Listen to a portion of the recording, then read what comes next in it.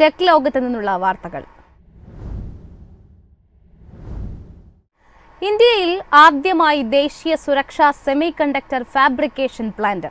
പദ്ധതി പ്രഖ്യാപിച്ച് മോദിയും ബൈഡനും പ്ലാന്റിന് ശക്തി എന്ന് പേരിടും. യുഎസിന്റെ സഹകരണത്തോടെ ഇന്ത്യയിൽ ആദ്യ ദേശീയ സുരക്ഷാ സെമി കണ്ടക്ടർ ഫാബ്രിക്കേഷൻ പ്ലാന്റ് സ്ഥാപിക്കാൻ ധാരണ. പ്രധാനമന്ത്രി നരേന്ദ്രമോദിയും യുഎസ് പ്രസിഡന്റ് ജോ ബൈഡനും തമ്മിൽ നടത്തിയ കൂടിക്കാഴ്ചയെ തുടർന്നാണ് പ്രഖ്യാപനം. ക്വാഡ് ഉച്ചകോടിയിൽ പങ്കെടുക്കാനായിരുന്നു മോദി യുഎസിലെത്തിയത്. 2025ഓടെ പ്ലാന്റ് സ്ഥാപിക്കാനാണ് ധാരണയായത്. യുഎസ് സൈന്യത്തിനും സഖ്യകക്ഷികൾക്കും ഇന്ത്യൻ സൈന്യത്തിനും ആവശ്യമായ ചിപ്പുകൾ നിർമ്മിച്ച് കൈമാറുകയാണ് ലക്ഷ്യം. Infrared, gallium nitrate, silicon carbide semi കണ്ടക്ടറുകളുടെ ഉൽപാദനമാണ് പ്ലാന്റിൽ നടക്കുക. ഭാരത് സെമി, ഇന്ത്യൻ യുവ സംരംഭകരായ വിനായക് ഡാൽമിയ, വൃന്ദ കപൂർ എന്നിവരുടെ സ്റ്റാർട്ടപ്പായ Third iTech, US space force എന്നിവയുടെ സഹകരണത്തോടെയാണ് പ്ലാന്റ് നിർമ്മിക്കുക. News desk MyFin TV. ഇനി ബ്ലോക്ക് ചെയ്തവർക്കുൾപ്പെടെ എല്ലാ എക്സ് ഉപയോക്താക്കൾക്കും എല്ലാ പോസ്റ്റുകളും കാണാം. ഇതിനായി ബ്ലോക്ക് അക്കൗണ്ടുകളിൽ മാറ്റങ്ങൾ വരുത്തുന്നു. നിലവിലെ ബ്ലോക്ക് ബട്ടൺ നീക്കം ചെയ്യുന്നതുമായി ബന്ധപ്പെട്ട വിവരങ്ങൾ എക്സിലൂടെയാണ് ഇലോൺ മസ്ക് പങ്കുവച്ചത്.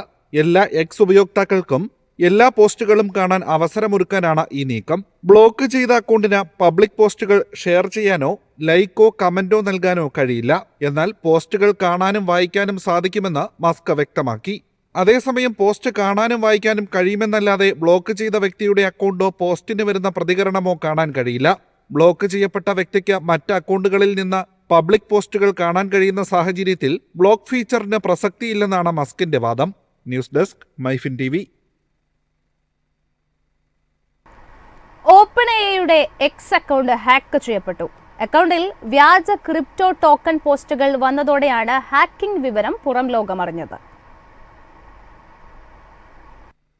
ഹാക്കിങ്ങിനെ കുറിച്ചും ക്രിപ്റ്റോയുമായി ബന്ധപ്പെട്ട വ്യാജ പോസ്റ്റുകളെക്കുറിച്ചും അന്വേഷിക്കുകയാണെന്ന് കമ്പനി അറിയിച്ചു. ന്യൂയോർക്ക് സമയം വൈകുന്നേരം 7 മണിയോടെയാണ് വ്യാജ പോസ്റ്റുകൾ പ്രത്യക്ഷപ്പെട്ടത്. ക്രിപ്റ്റോ ടോക്കണിൽ ക്ലിക്ക് ചെയ്യാൻ ഉപയോക്താക്കൾക്ക് നിർദ്ദേശം നൽകുന്നവയായിരുന്നു പോസ്റ്റുകൾ. പ്രശ്നത്തെക്കുറിച്ച് പരിശോധിച്ചു വരികയാണെന്നാണ് ഓപ്പൺ എഐയുടെ പ്രതികരണം. പോസ്റ്റുകൾ റിപ്പോർട്ടിംഗിലൂടെ നീക്കം ചെയ്യാൻ 1 മണിക്കൂറോളം സമയമെടുത്തു. ഒട്ടനവധി പേർ വഞ്ചിക്കപ്പെട്ടതായാണ് സൂചന. ഓപ്പൺ എഐയുമായി ബന്ധപ്പെട്ട ബിസിനസ് ആഗോളതലത്തിൽ വലിയ രീതിയിൽ വികസിക്കുകയും വൻ നിക്ഷേപത്തിലേക്ക് എത്തുകയും ചെയ്ത സാഹചര്യത്തിലാണ് ഇത്തരം വെല്ലുവിളികൾ ഉയരുന്നത്.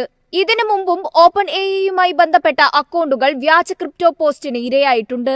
ഈ അടുത്ത് ഓപ്പൺ എഐ ഗവേഷകനായ ജെയ്സൺ വേയുടെ അക്കൗണ്ടിൽ വ്യാജ ടോക്കൺ പോസ്റ്റ് വന്നിരുന്നു. ജൂണിൽ open AI chief scientist Jakub പച്ചോക്കിയുടെ അക്കൗണ്ട് ഹൈജാക്ക് ചെയ്യപ്പെട്ടിരുന്നു. 2023 ജൂണിൽ open AI chief technology officer Mira മുരട്ടിയുടെ അക്കൗണ്ടും ഹാക്ക് ചെയ്യപ്പെട്ടിരുന്നു. News desk MyFin TV. AI നിലവിലുള്ള ജോലികൾ പുനഃക്രമീകരിക്കുമെന്ന് open AI CEO Sam Altman. ഈ മാറ്റങ്ങൾ ജോലികൾ ഇല്ലാതാക്കില്ലെന്നും ആൾട്ട്മാൻ.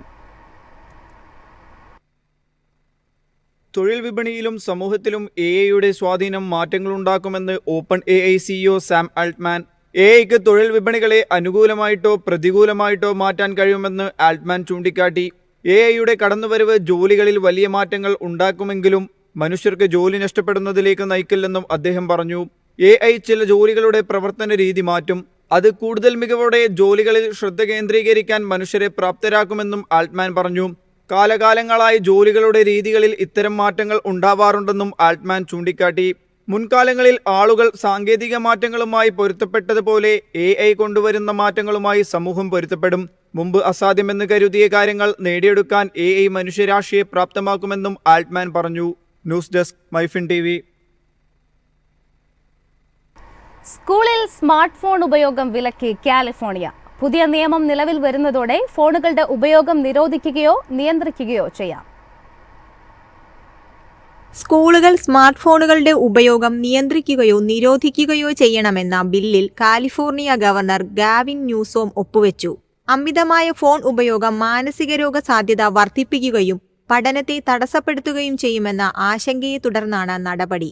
2026 ജൂലൈ 1 സ്കൂളുകൾ നിരോധനവും നിയന്ത്രണവുമായി ബന്ധപ്പെട്ട നടപടികൾ സ്വീകരിക്കണം. ഈ പുതിയ നിയമം വിദ്യാർത്ഥികളെ പഠനത്തിൽ ശ്രദ്ധ കേന്ദ്രീകരിക്കാൻ സഹായിക്കുമെന്ന് ന്യൂസോം പ്രസ്താവനയിൽ വ്യക്തമാക്കി. ഏകദേശം 5.9 ദശലക്ഷം പബ്ലിക് സ്കൂൾ വിദ്യാർത്ഥികളുള്ള കാലിഫോർണിയ ജൂണിൽ 4,29,000 വിദ്യാർത്ഥികൾക്ക് ഫോണുകൾ നിരോധിച്ചിരുന്നു. ഈ വർഷം 13 സംസ്ഥാനങ്ങൾ കൂടി സ്കൂളിൽ ഫോണുകൾ നിരോധിക്കുകയോ നിയന്ത്രിക്കുകയോ ചെയ്തിട്ടുള്ളതായും റിപ്പോർട്ടുണ്ട്.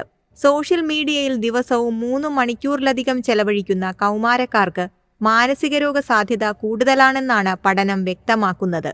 അതേസമയം കൗമാരക്കാർ സോഷ്യൽ മീഡിയയിൽ പ്രതിദിനം 4.8 മണിക്കൂർ ചെലവഴിക്കുന്നതായാണ് റിപ്പോർട്ടുകൾ. News desk MyFin TV.